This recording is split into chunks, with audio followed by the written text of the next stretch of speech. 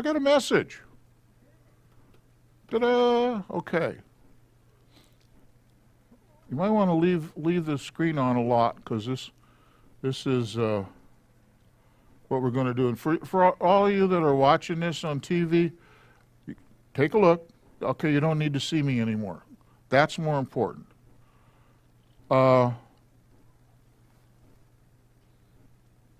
Who are you? Are you Israel, really? We heard this week some guys, I'm not Israel, I'm Gentile. Okay, none of this applies to you then. None of this applies to you then. I'm sorry. It's not there. So it applies to us if we are Israel. And this week's important. Yahweh, open our eyes that we might see wonders from your Torah. We have to talk about a thing in restoration, the fullness of the Gentiles. It's misunderstood within the church. I have heard teachings on it within the church, and I have no idea where they're getting that stuff from, but that ain't it. It is a very, very important concept, and it's just a tiny little fleeting verse in the Old Testament. And Rav Shaul, Paul, mentions it a little bit in Romans, and it goes away. And nobody pays any attention, but it's important. We need to know it. Okay, we got to go over some history, though, first. One, Yahweh makes a covenant with that guy, Abram, who later became Abraham. That covenant is the entire key to everything. Understand that. We are either part of that covenant or we're not. You're either born into the covenant, which I really don't think there's a whole lot of people that can definitely prove they're born into the covenant, or you're grafted into the covenant. Only two choices. That's it. But you got to be in that covenant.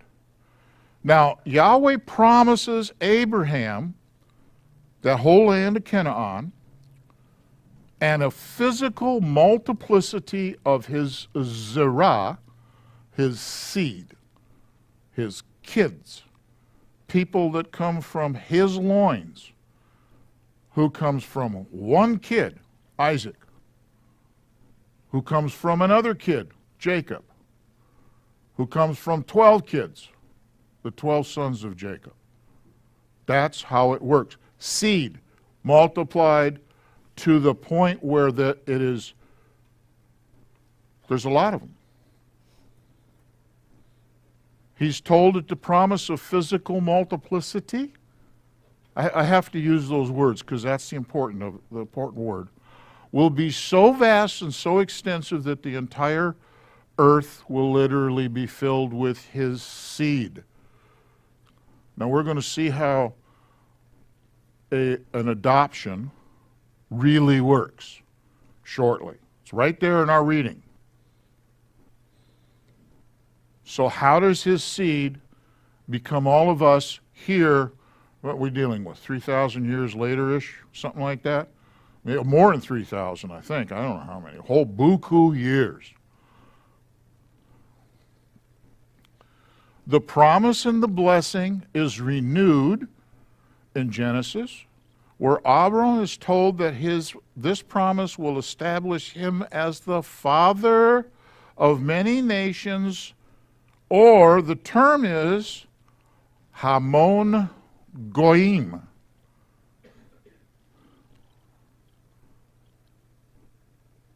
Now, this is Yahweh speak. As for me, look, my covenant is with you, and you shall become a father of many nations. Many nations means Hamon Goyim. That's the Hebrew for it. So let's do one of our little word studies. We're going to start doing this more and more. All right. Hamon. It means many. It also means, or more accurately, it really means murmur, roar, crowd, abundance, tumult, sound, noise. Goy, Gentile, nations, non-Israelite, one of them. Okay? Jews will say it means a non-Jew. No, sorry. It really means just people, Gentile, nations. And it meant all them nations around Abraham. So this term, Hamon Goyim, literally means this: a noisy multitude of Gentile nations. Have you had a look at the earth these days? That, by the way, is a noisy multitude of Gentile nations. Some also say that this word or this term can refer to a noisy multitude like a mess of fish. Big wad of fish in a net. Something about Yeshua told them, go cast your net over there and see what you catch. And they catch what, 153 fish? All kinds of fish. 153 is 153 nations. It's the Goyim. It's the Hamon Goyim. I saw a short little YouTube video of them doing a big catch of redfish up in the Icelandic waters, and they had this net, must have been miles long, and this thing was full of fish. That's what it is.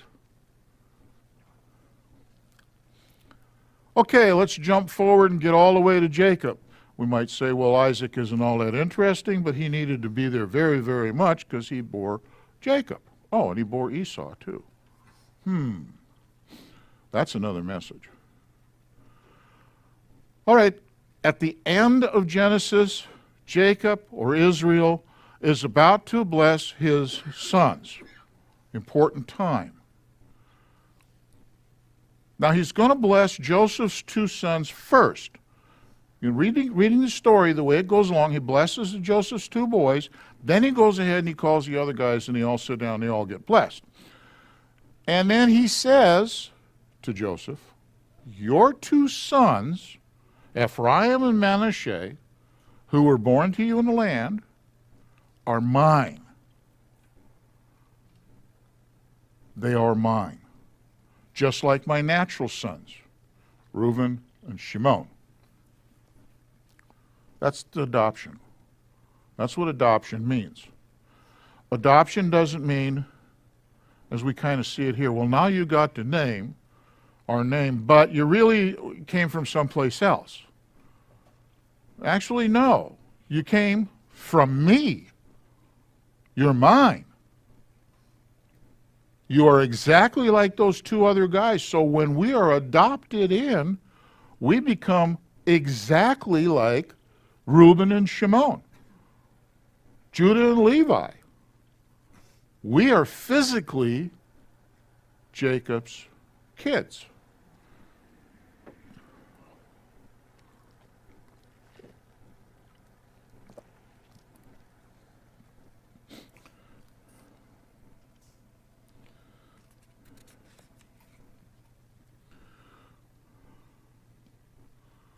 So he blesses the two boys.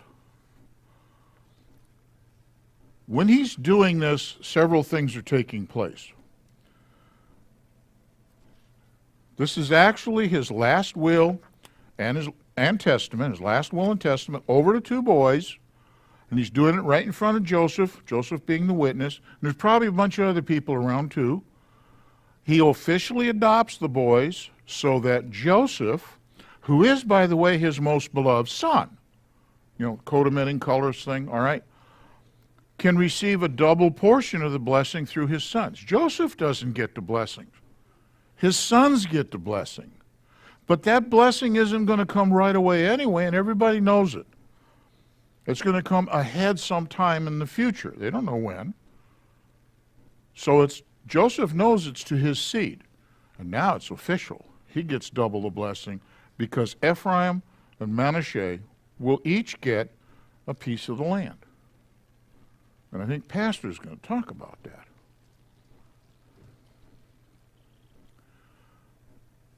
He also says these two kids are Israel. He calls them Israel.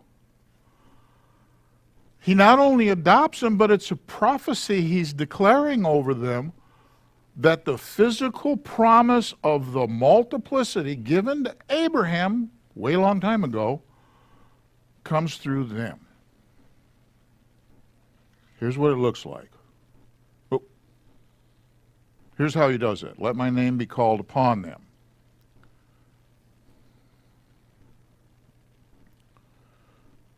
And he says this, let my name, Israel, be called upon them in 48:16.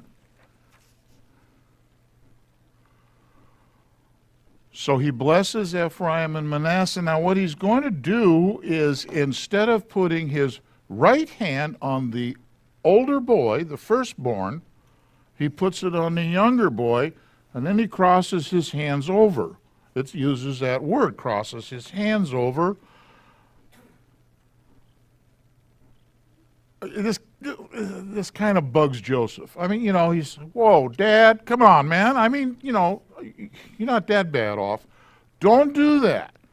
This one's the older and this one's the younger. And he says some very, very, very great things.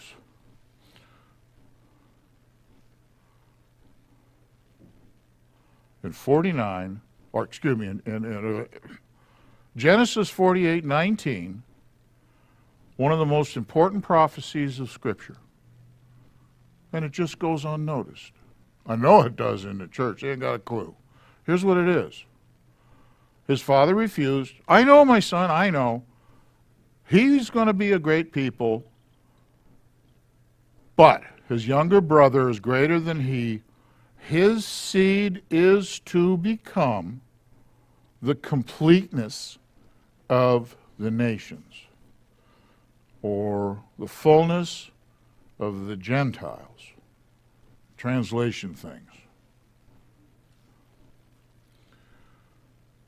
The seed, or zerah, of Ephraim will become the Malo ha-goyim.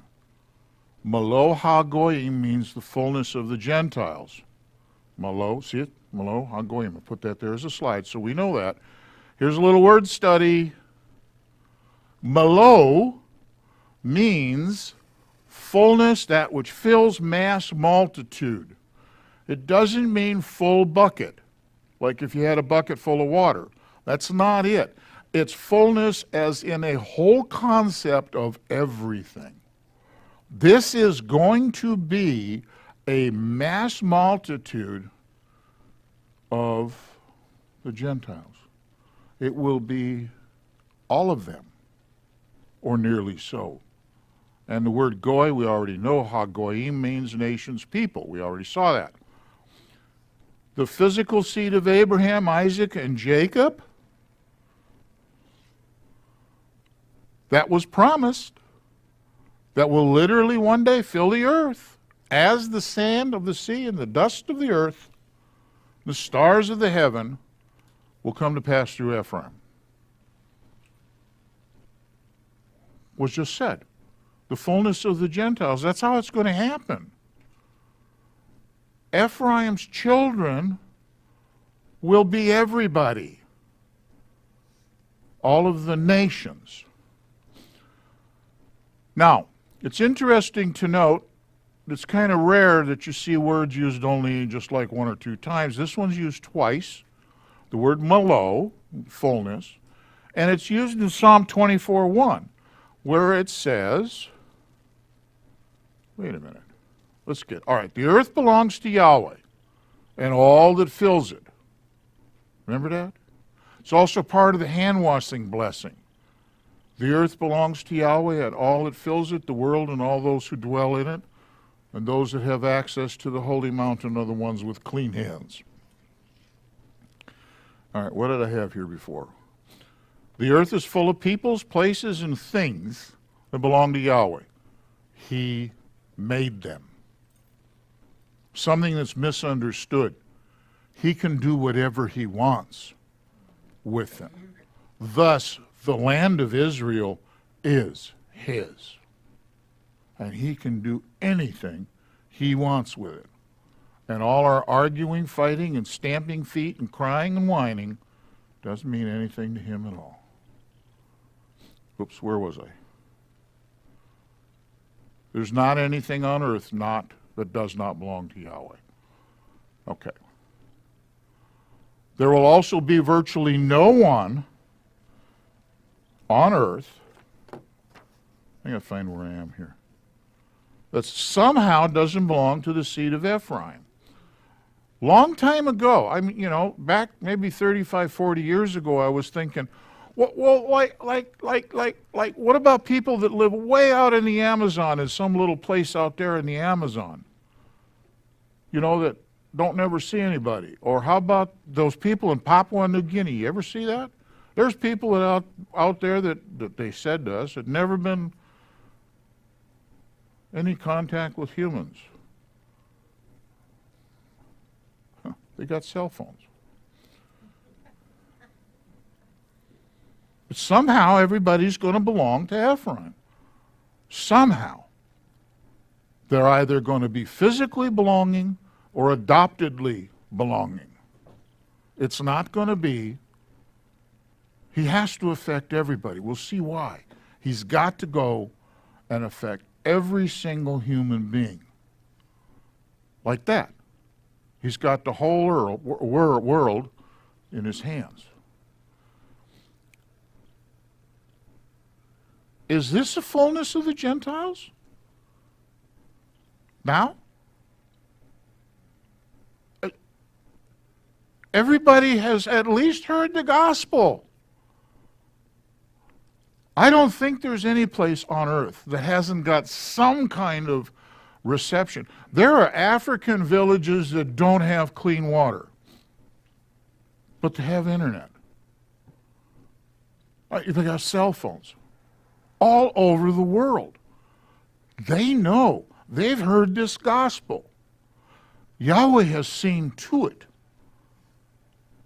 The reason the technology exists today is for us to spread that word, to spread this here word. Not 10 years ago, what we're doing here with the YouTube thing would not have been very easy to do.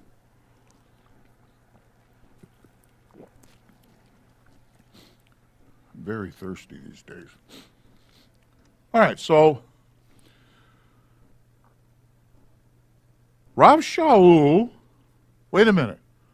We just jumped from the Old Testament to the New Testament to Paul, the ringleader of the Christian church who did away with the Torah, the Old Testament. Not so. He's teaching us here, I don't wish you to be ignorant of this secret. What secret? Read what he's saying. There's something he's going to say that is not easily visible and understandable. I've been thinking about a couple of things these past few days. There's a Facebook discussion going on that a few of us are involved in. And it's like, wait a minute, I think you're missing a point. You're missing the point because you haven't been told the whole truth. It's a secret that's hidden in plain sight that you can't see. And this is what the secret is. The completeness of the nations, or the fullness of the Gentiles, I think in King James it says fullness of the Gentiles, has come in. Has come in. And then the same ink on the pen, he says, all of Israel shall be saved. The fullness of the Gentiles has everything to do with all of Israel shall be saved. He did not say all of the Gentiles shall be saved. He says all of Israel shall be saved because of the fullness of the Gentiles. You see this? Fullness of the Gentiles is exactly tied to all of Israel shall be saved. He didn't stutter, he didn't make up some words, and it's a secret. But he just told us it's what it is.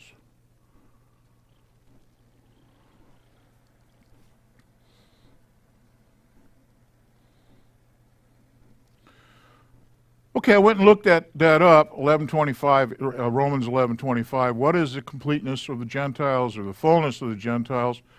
And the Hebrew word is melo hagoyim. The Aramaic equivalent is, well, I don't know how to speak Aramaic, but it comes out to melo hagoyim. A word and a phrase that's only used once in the Tanakh, melo hagoyim, and the word fullness is only used twice in the Tanakh. Just like that, here it appears in one of Paul's writings. Now, I want you to understand something. TV, YouTube, listen up. This is important. Rav Shaul, who y'all call Paul, didn't teach the end of the Old Testament. He taught more Torah than Jesus did.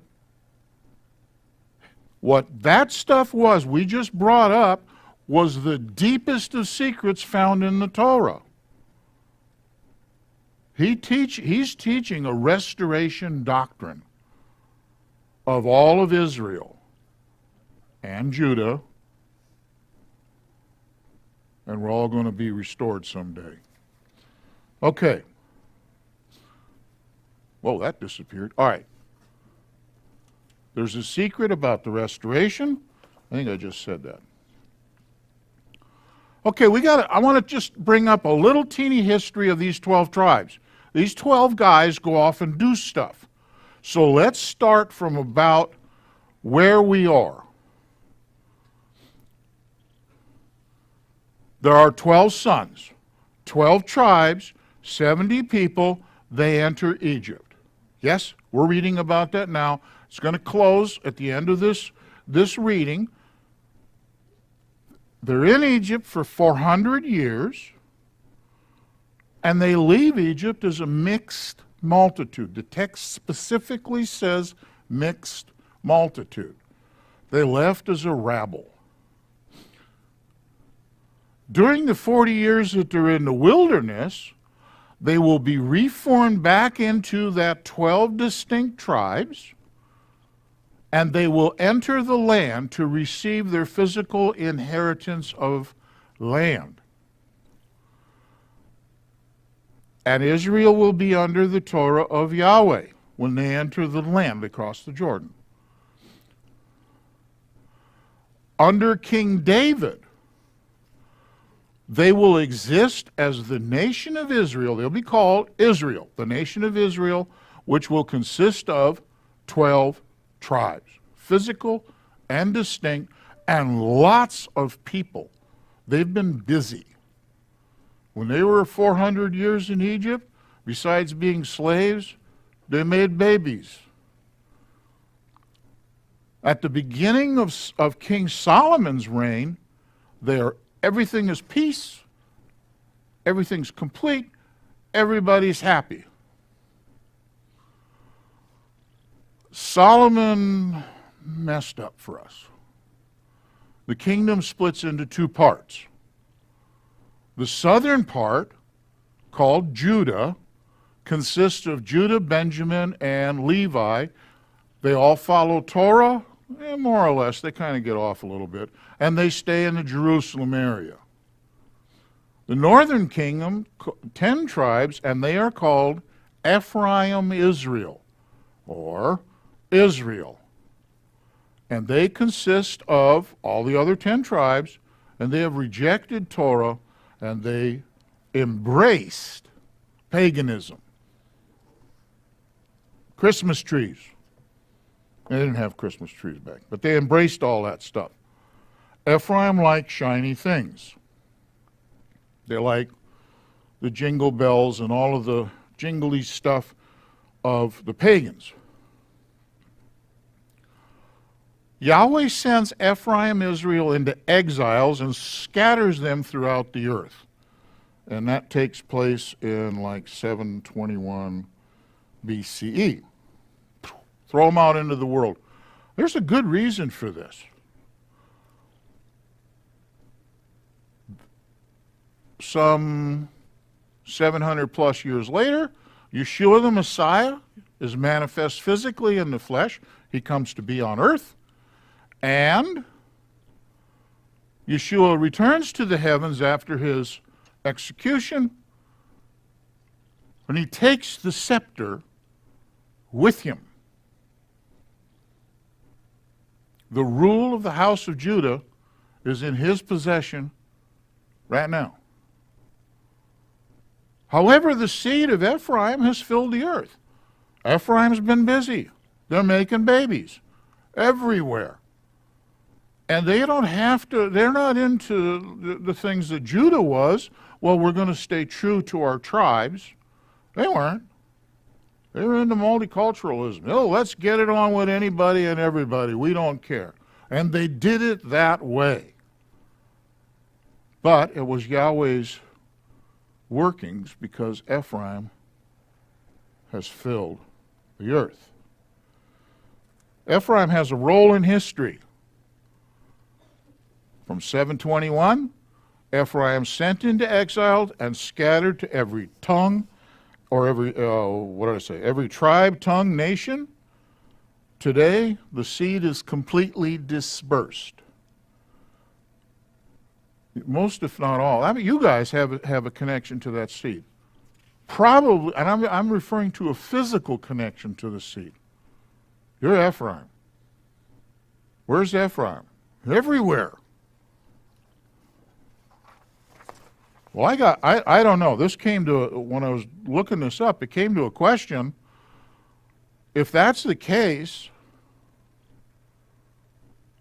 we're all Ephraim. Does it mean it's the fullness of the Gentiles now? Today? Yeah. I say it is. I mean, I'm just looking at things from kind of being logical about it. We're the fullness of the Gentiles. It has happened. I'm going to bring up a couple things, and then we're going to close this. Yeshua says, I only came for the lost sheep of the house of Israel. Who was lost? Ephraim. Judah was found. They were right there. At least most of Judah was. Good portion of Judah. They're found. We know who they are. We know where they are. Ephraim was everywhere. Yeshua says, for I have come, the Son of Man, to seek and save that which was lost. He didn't come for those that aren't lost. Now he goes and he talks to his 12 guys that are going to go out and says, go to the lost sheep of the house of Israel. Well, who are they? This gets interpreted as the Jews. I don't think so. Samaritans were known to be Israelites. They were known to be the Ephraimites.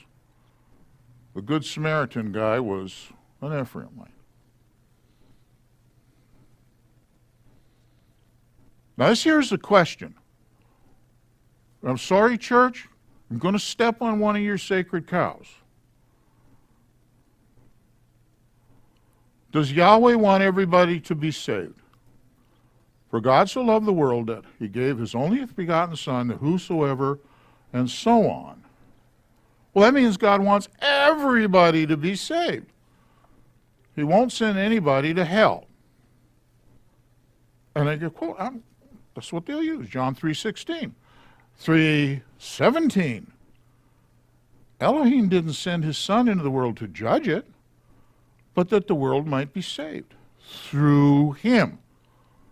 One way. True? One way, we've heard this, we've seen it, and we know it. Yahweh only provided one means of salvation, which really evens this, it makes everything simple.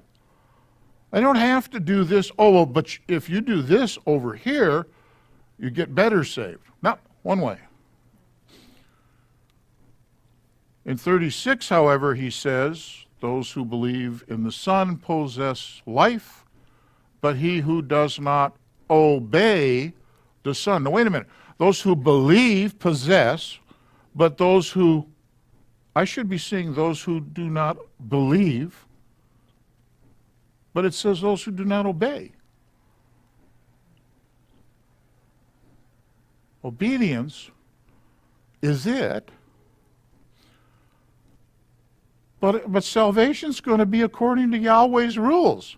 You want to get saved, you got to do it His way. He's God. He made it. He can do what He wants, and He wants it done His way. There's no way to go around the wall. You can't climb up and sneak over or dig underneath it. You can't go around it. It's going to be by obeying Him. And lest we get confused, King Jimmy says the same thing. Yeshua says, hey, if you love me, you will guard my commands. You'll do what I told you to do. Oh, but we do, because you said just love one another. One, that's what the church's answer to that. One, you don't love one another. Don't give me that. You know, I've seen you. You're not doing that. And two, James tells us He is the lawgiver. He gave the Torah. That's another message. If you guard my commands, you stay in my love. And Rav Shaul reminds us, all of Israel shall be saved. All right, I got another message coming up. Foreigners who join themselves to Yahweh, stay tuned. Last, what must happen? When Ephraim realizes who they are, that's all you in here, and that's a whole lots of thousands upon thousands of people that are joining the ranks daily, that are suddenly waking up, their eyes are peeled open like that, and they're sitting there, many of them extremely angry, saying, why wasn't I told this before?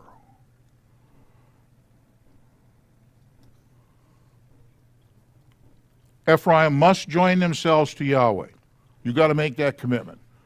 They must serve Him as in to be His servant.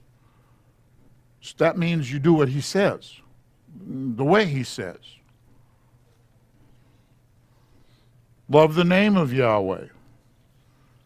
Keep the Sabbath and don't pollute it. That's what that Isaiah 58 thing that we read, kind of like a water torture. But it's something we should be doing. Don't do your own stuff on the Sabbath. That's easy. When Ephraim does these wonderful things, Yahweh brings them to His holy mountain.